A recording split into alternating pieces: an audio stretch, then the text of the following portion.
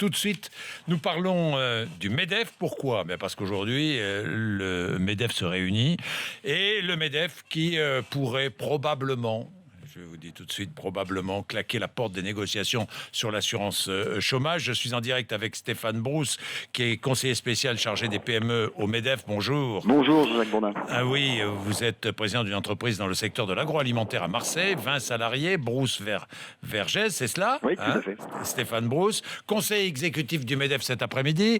Vous connaissez la menace de Pierre Gatta.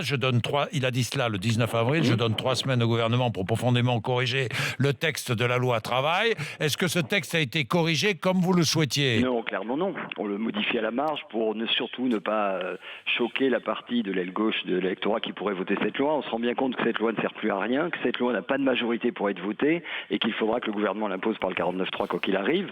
Pierre Gattaz a été clair. Il a dit aujourd'hui les deux sujets sont liés, c'est-à-dire que effectivement on voulait faire une loi pour favoriser le travail, pour sortir les gens du chômage de façon structurelle, et au final, de l'autre côté, on nous demande de négocier l'accord ACEDIC sur lequel il faut économiser 1,6 milliard en 2 ans. Les deux sujets sont liés, bien entendu. En favorisant la reprise du travail et de l'emploi, on diminue les coûts de l'ACEDIC, bien sûr. Est-ce que vous êtes favorable à la suspension des négociations d'assurance chômage? C'est très compliqué parce que on aurait tendance à dire oui, bien sûr, parce qu'on est révoltés, nous les patrons de PME, de la façon dont on est traités. On nous dit d'un côté je vous aime et de l'autre côté on nous charge la barque sans arrêt avec le CPA, avec le mandatement obligatoire, avec la taxation des CDD. Donc j'aurais tendance à dire oui, histoire de claquer la porte au nez du gouvernement. Pour autant, c'est pas raisonnable. Le paritarisme en France est important, ça vient de loin. Il faut qu'on continue à dialoguer avec les syndicats et je pense qu'on a plus de raisons et plus de chances de s'en sortir avec les syndicats de salariés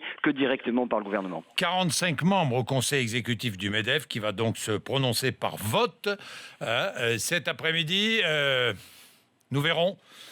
Personnellement, je pense que les négociations seront suspendues par le MEDEF. Nous verrons bien. On ne sait pas, de toute façon, les négociations sont très compliquées. Qu'est-ce que vous en pensez, vous, Stéphane Brousse? Moi, je pense que tant que le chômage sera structurellement aussi fort, on a peu de chances de réduire les coûts de la CEDIC. Et donc, on sera bien obligé à un moment donné de rendre les clés. Il faut savoir aujourd'hui que la dette de la CEDIC est couverte par le gouvernement. Donc à un moment donné, il faudra bien que ça s'arrête. Et s'il n'y a pas de réforme structurelle du chômage et surtout du code du travail, on ne reprendra pas le chemin de l'emploi et donc on sera dans l'impasse avec la CEDIC.